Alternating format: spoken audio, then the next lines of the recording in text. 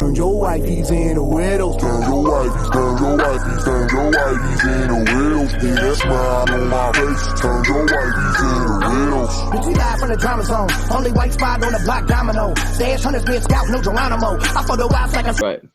Hi, everyone, and welcome back to another episode of A Wee Touch of Madness, the podcast hosted by Madness Records. Now, today I've got a special guest with me. I've got Grim Smilezz on the show with me. Say hello, everyone. What's up, everyone? How you doing, mate? I'm doing pretty good, man. How about you? You know me, living the dream. Absolutely loving it. I mean, is there any other way to do it? Well, unless you're actually trying to live your best life, there is no other way to do it, really, is there, to be honest? True shit. Yeah. So, Grim, for the people out there who'll be watching and who aren't aware of you and the music that you do, can you kind of describe like the type of artist and who you are? Yeah.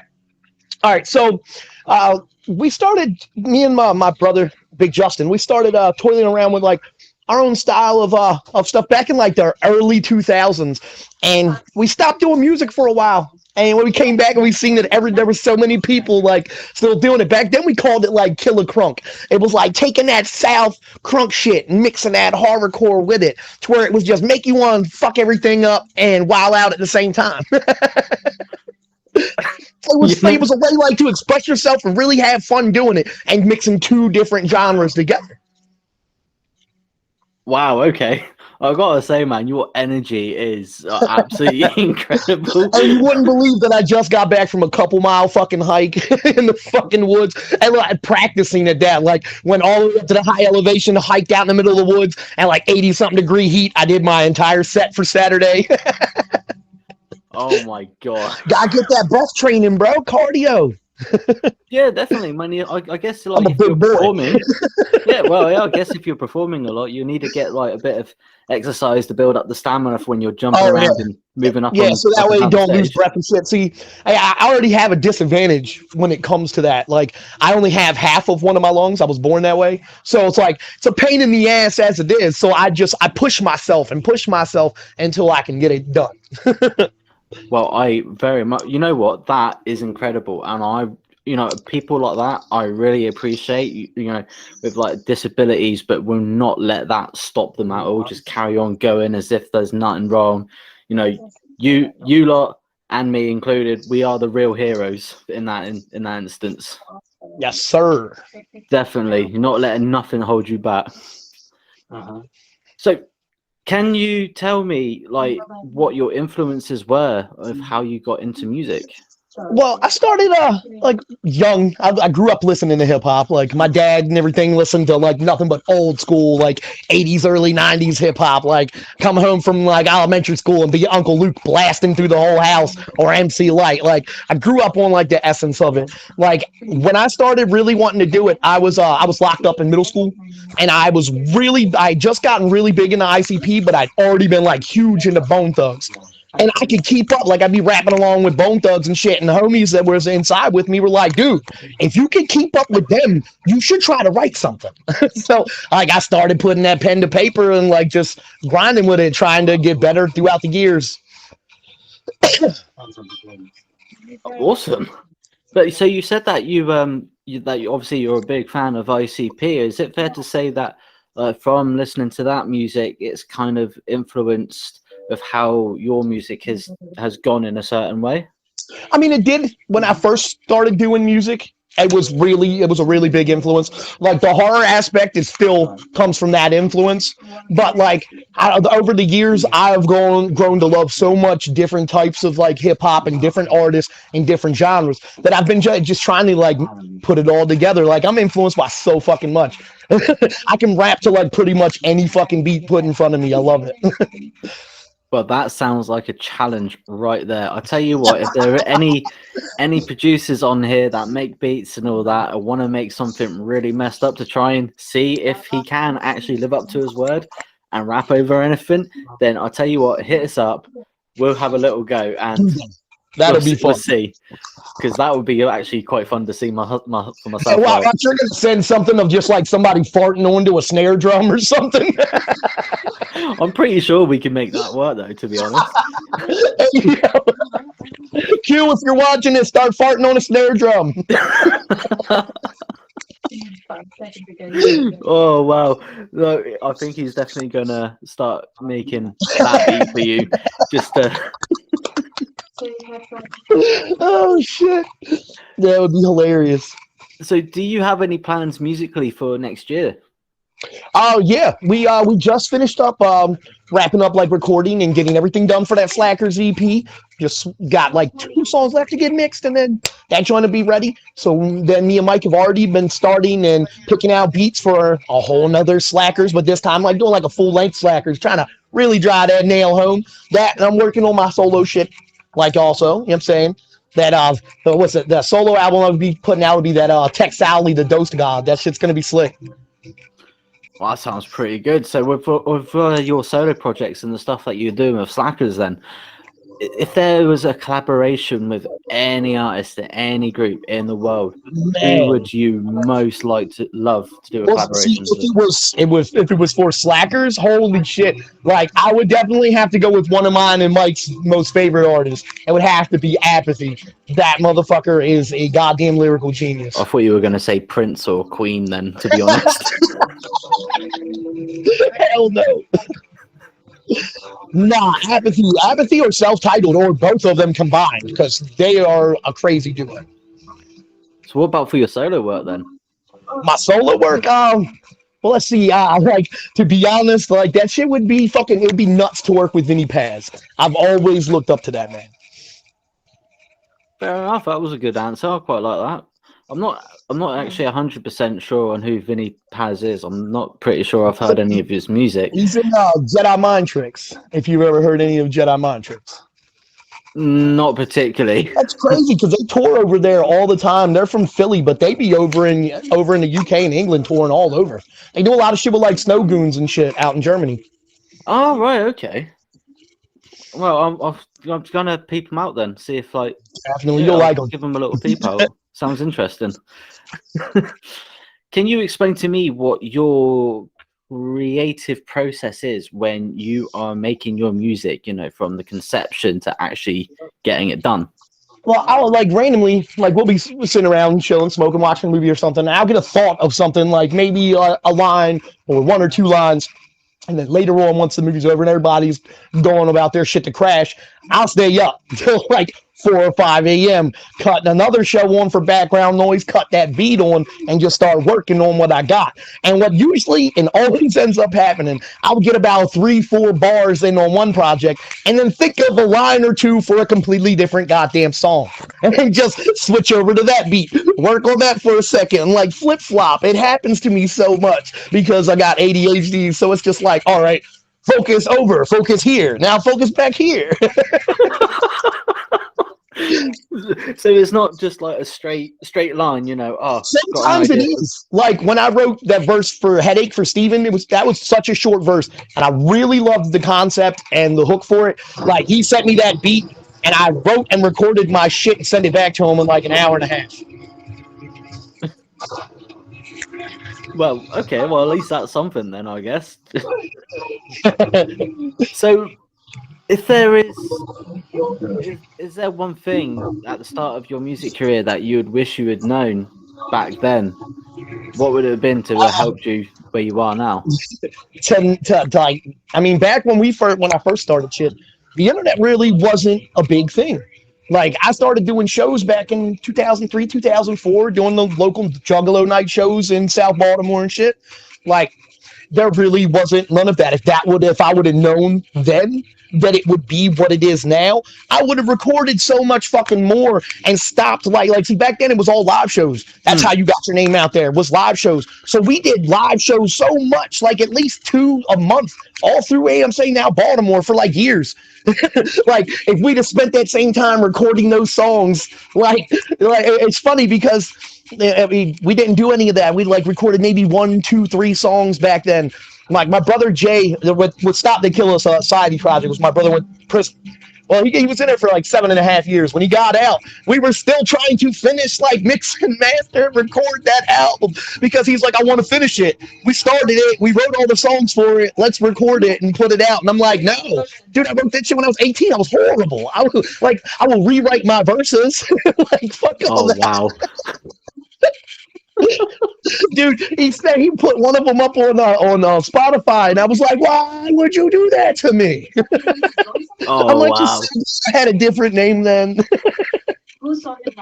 So you're saying that you've done a lot of live shows and all that when Yeah. you started out. So out of all of that, what was your favorite song to perform?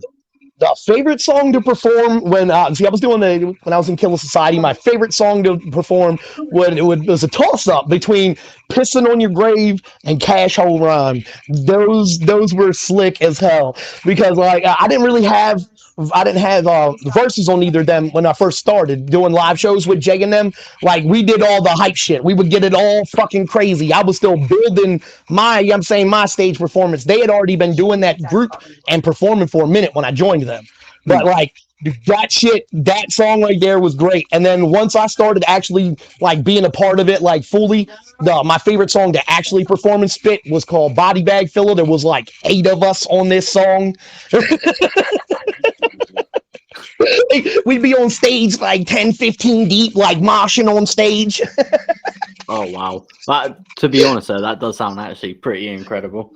Yeah, we had so much fun with that shit back then. Like, Jake and them would be doing shit like when we were doing like Cash Hole Rhyme, me and the homie Steve would be in all like Dickie suits with like lime green bandanas over the face, like top and bottom. And we'd be just like crouched down, like walking back and forth, like slapping hands, like I got that cash. Who the hoe, bitch? Like pointing at people in the audience.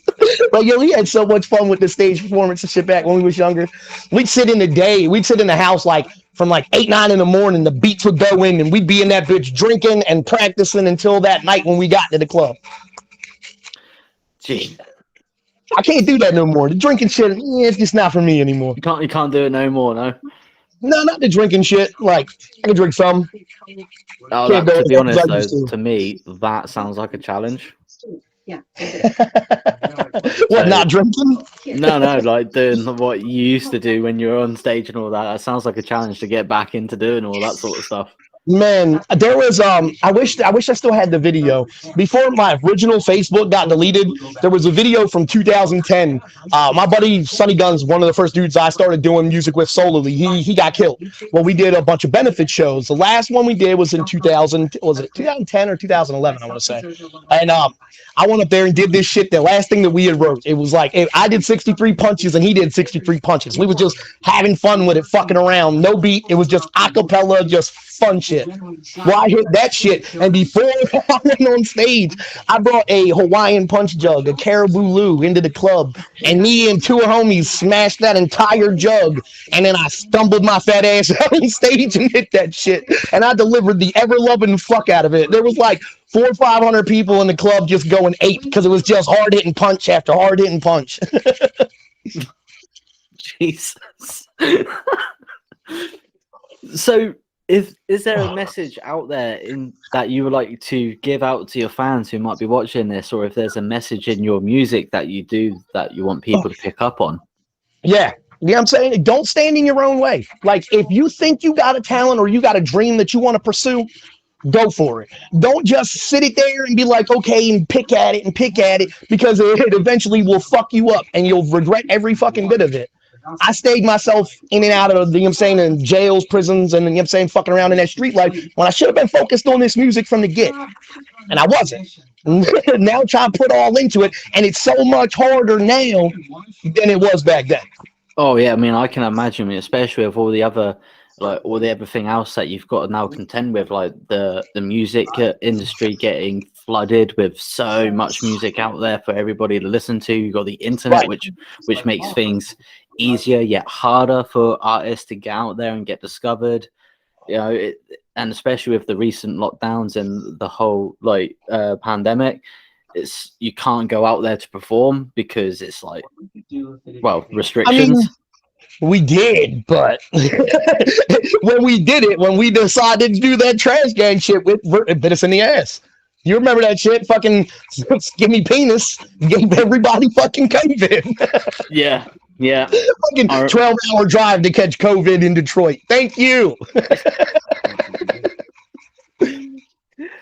So how do you feel like the internet has impacted the music industry then? In a whole, like, music, I'm saying, back in the day, it was harder to hear of an artist like outside of the norm, like ICP and shit. Like, if you didn't know someone that knew who they were, you weren't really gonna know who they were back in the day when they first started out, because there was no internet or none of that shit. Like, you had to hear it from word of mouth. It made it a little bit more intriguing with certain underground artists, because it was like, oh shit, when is this next one going to drop? You didn't know, because there was no internet forum to go check and see when like a release date was or any of that shit. Or half the time you didn't even know what that man really looked like. You just were hoping and waiting that another tape would be dropped. Like, in my neighborhood, we would go to the guy called the Hustle Man. He would burn all the insane DVDs, CDs, whatever. He'd make his own little mix CDs. At the time, we didn't know who half these motherfucking artists were, because it'd be like some underground cats from like 4 or 5 states, or like in our state, that we just never heard of. Yeah.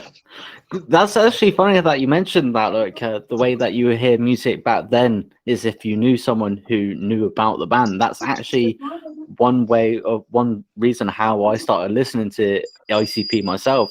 When I was chefing, one of the chefs that I worked with, he was a huge ICP fan, like absolutely massive, and he was playing the music in the kitchen, and I was like, hey, who are these? These are like pretty decent. And he told me and got me to listen to a couple more songs. So I was like, oh man, this is good. And then I became a fan like from there. And it's like actually how I've listened to a lot of music. It's just like, oh.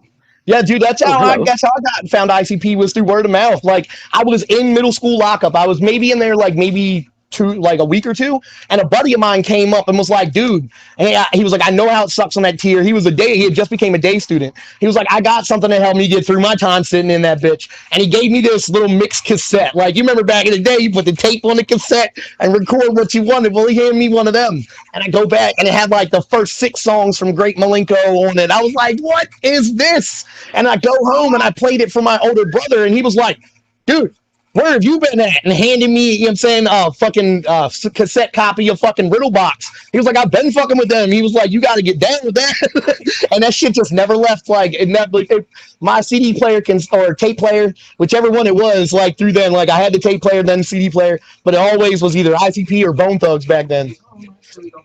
Yo, the old cassette player. Now that would show proper, true DJing skills when you put the blank cassette in like the stereo or whatever, trying to record the songs before the radio presenter came back on. That was true DJing skills. The kids today will never know.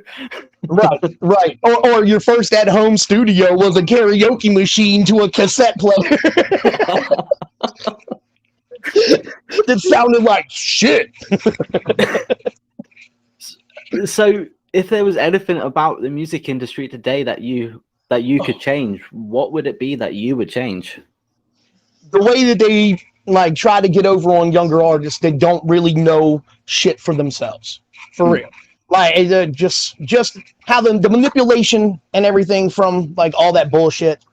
Like, cause you know exactly what I mean. Like, if somebody's naive to a situation, most of them, they're not going to be that guy to point it out to them. They're just going to, you know what I'm saying, try to sucker him along just to get that money off. Yeah, exactly. And it's one of the things, like, in my opinion, is in the music industry, you need like the industry veterans who are honest, to be straight up honest, to help people, because at the end of the day, you're all in the same boat. Just watched an interview like 3 days ago with Jelly Roll, where he was talking about that same shit. About how, you know what I'm saying, like he was breaking out percentages and everything on. It's crazy that some of these cats these days are literally signing deals that are like 95-5. Like, what the fuck? And then don't see that 5% even for like 3, 4, 5 years until they pay back whatever they owe. Like, it's ridiculous. It's mental, isn't it? It's absolutely mental. There's no way in my life that I will ever accept money from a fucking label, because it's just a trap. It's just a trap. Because we don't have any. You know what I mean? Like one of them fucking crazy ass labels. Like, that shit's crazy. Yeah, one of those all those big labels that think that you Right, can that's just all get they're away with wanting to it. do is fuck you over and make a dime off you. They don't give a fuck about your well-being or any of that shit. Yeah, exactly. They'll kiss your ass and act like they're your best fucking friend, but the moment they find a way to like screw you out of $1 million, oh, they gonna do it. So I'm getting now down to the proper nitty gritty part. We've had the nitty gritty part. Now we're getting down to the proper nitty gritty part. So this is like proper serious part of this whole interview. So I hope you're ready for this question. All right. If animals could talk, which one would be the rudest? Yeah. All right. Well, let's think. I would think, to be honest, out where I live at, ducks are the most ignorant goddamn animals, like geese and ducks. Like, yo, if you go to the park out here in town, there's like 100 to like 200 geese and ducks in the pond, and just like they took over the trail. If you're trying to walk through and they gonna make a whole bunch of noise and run at you and try to fuck you up. They would definitely be the rudest. They'd be like, bitch, get out of my pond. What is you doing on my lawn?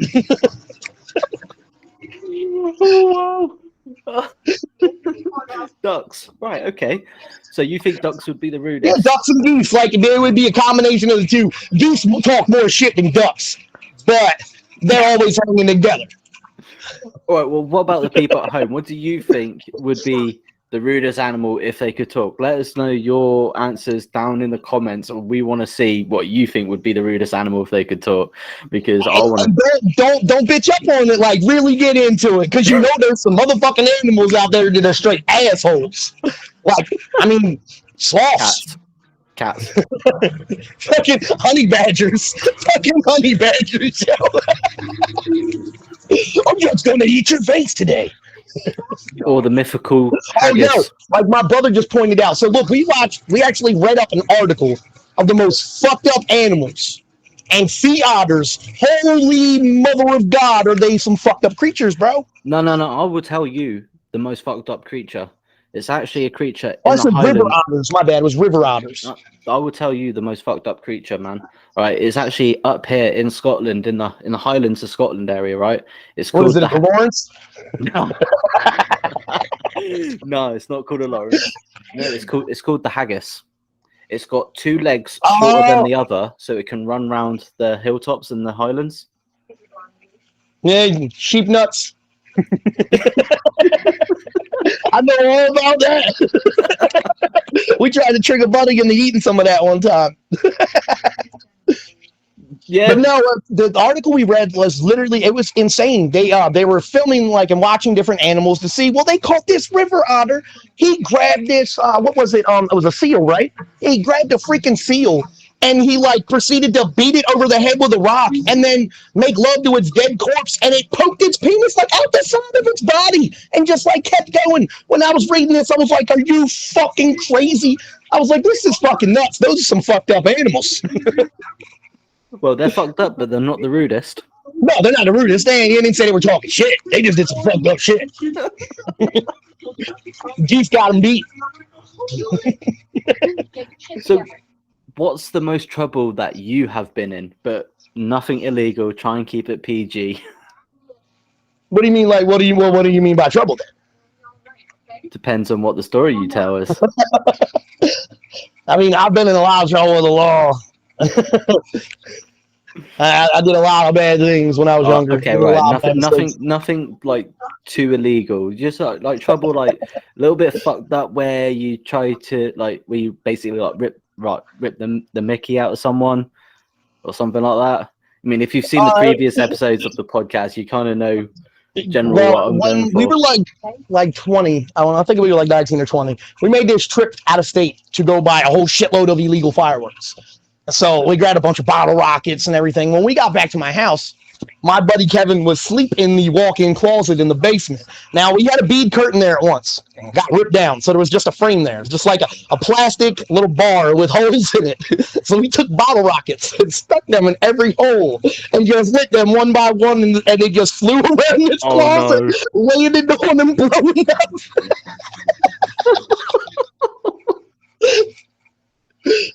It was fucking hilarious. He was not happy, but we were dying. Really, he wasn't happy.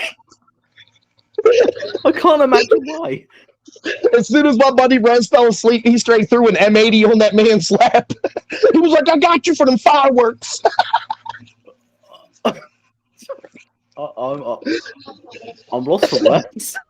That's literally, I think, the most fucked up thing I've heard so far.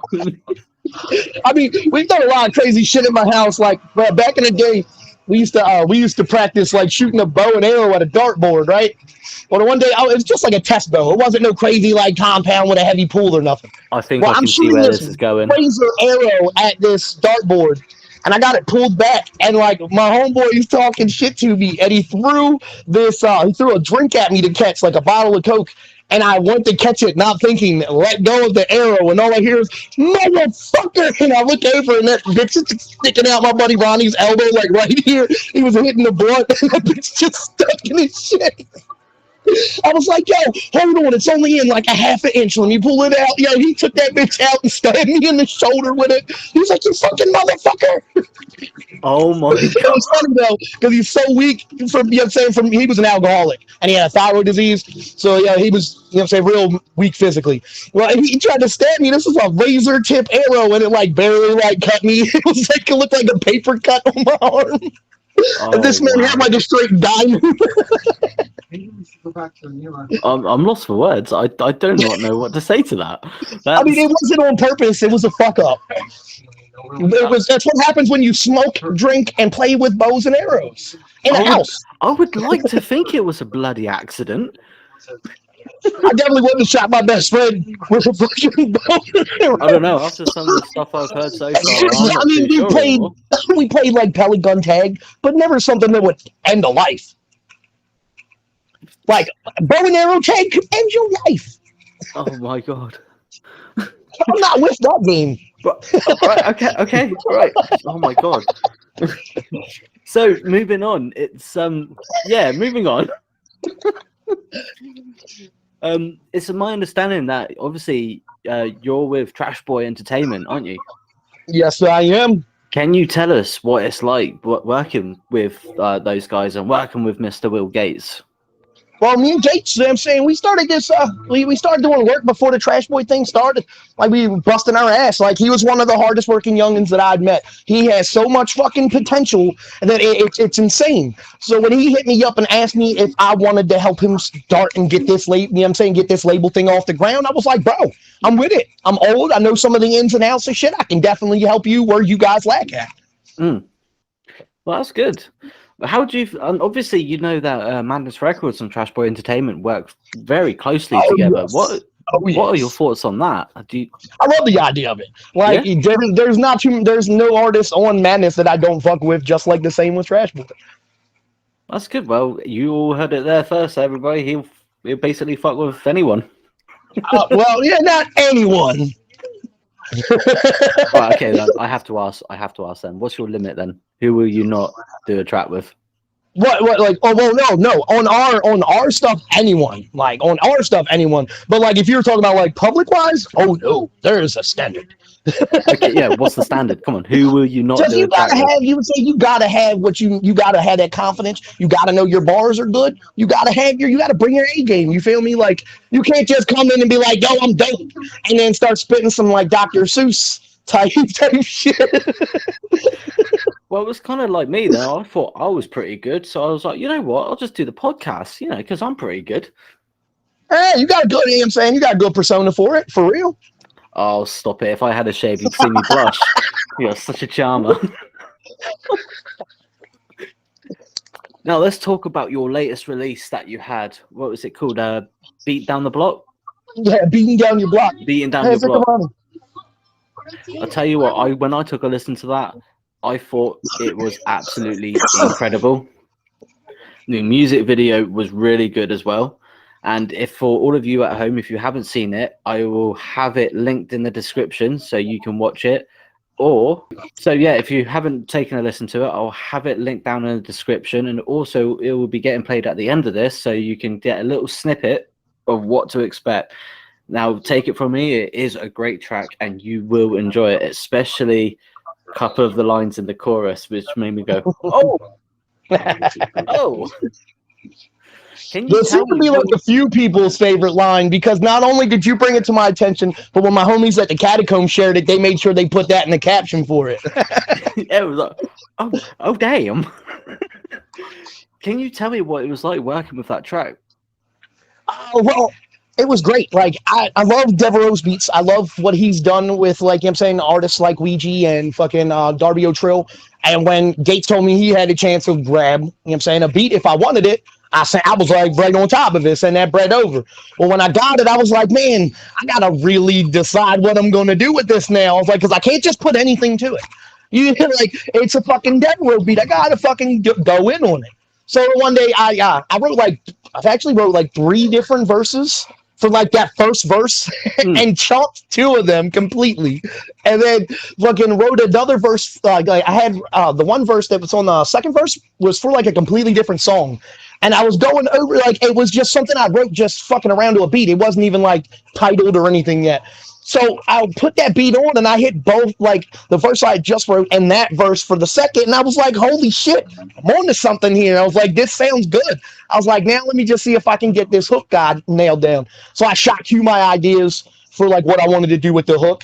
And I sent him, you know what I'm saying, some like vocal files for him to distort. And man, when he came back and sent me that hook, he had nailed it down to the tree. That shit was great. I loved it. And it just, yeah, it all fell into place.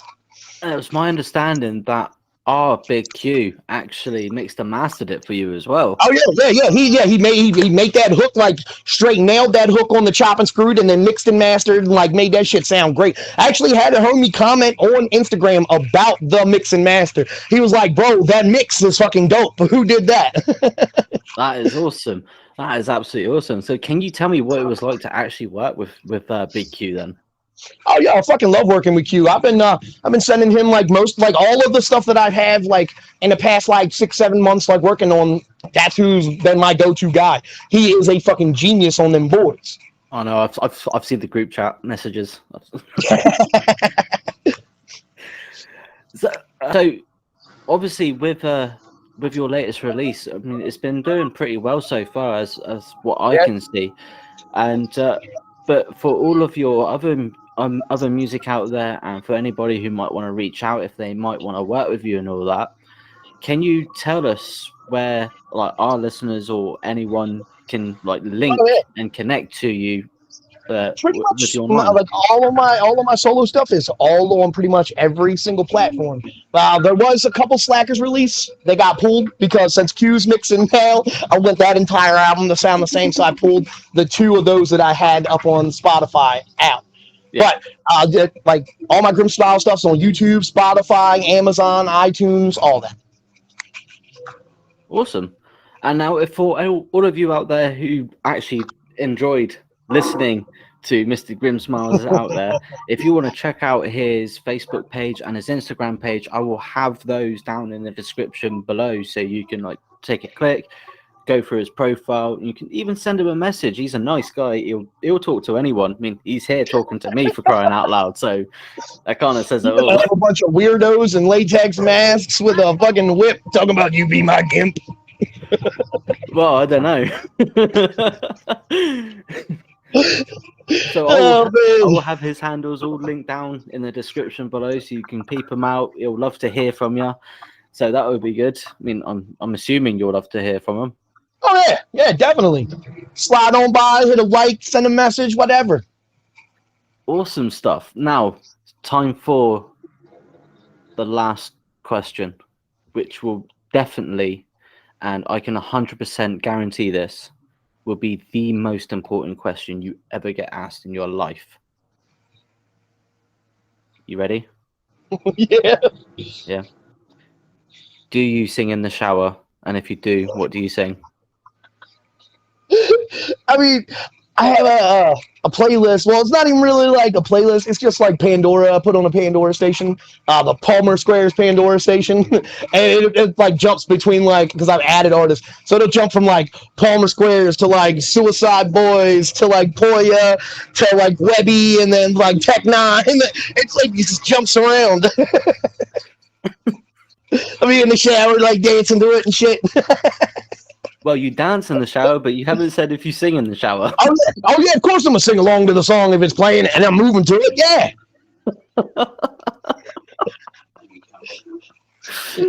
Picture that. 6 foot 260 just in a tiny ass shower.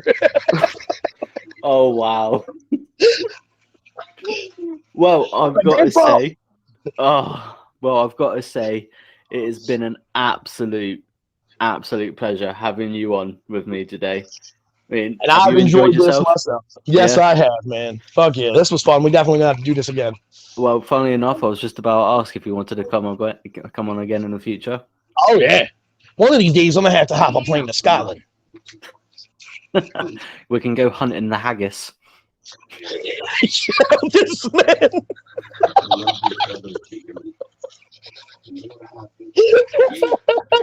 It shouldn't be that hard to find. Oh, you'd be surprised. I mean, you'd be very surprised. They are quite difficult to find.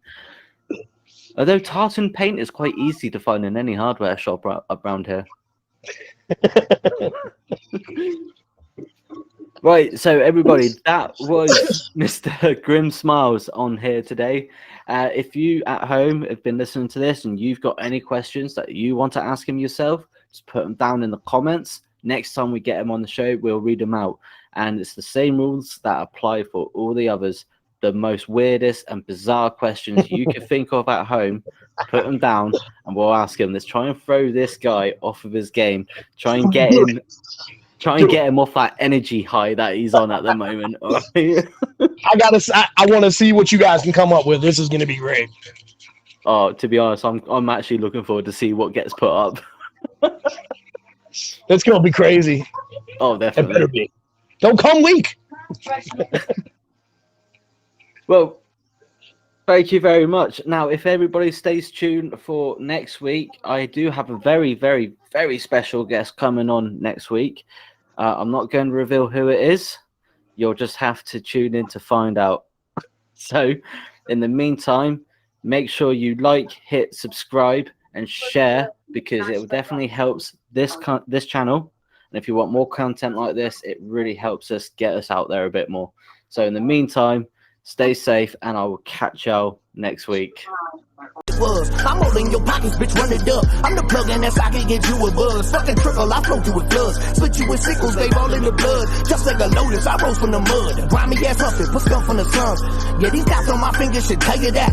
22 years, yeah, I bang for that. So don't second guess, cause I never lack. That shotty swing out, leave your brains on his lap. I'm dousing your body and striking the match. Tossing my clothes, no DNA matches. Back to my house and your wife's on my mattress. I said the throat, that's a fatal attraction. Yeah.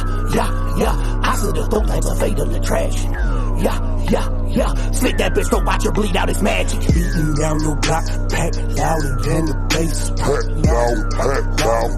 louder than the bass. Beating down your block with that mask all on my face. With that mask all on my face. Beating down your block, choppers hanging out the window. Smile on my face, turn your wifeys into widows. Turn your wifeys into widows.